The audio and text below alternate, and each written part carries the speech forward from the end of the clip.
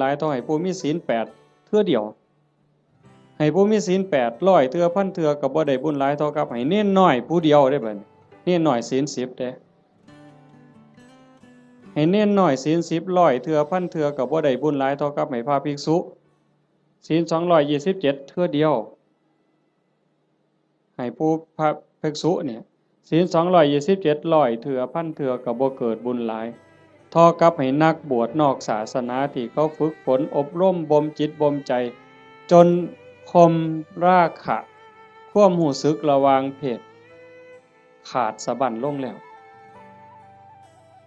ไล่ขึ้นมาอีกเป็น9ชั้น10ชั้นพุ่นบ่ไล่ดอก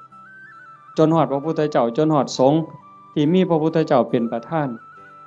อานิสงส์ก็หลายขึ้นหลายขึ้นให้กับคณะสงฆ์ที่มีพระพุทธเจ้าเป็นประธาน100เทื่อพันเทื่อก็บ่ได้บุญหลายเท่ากับสร้างวิหาร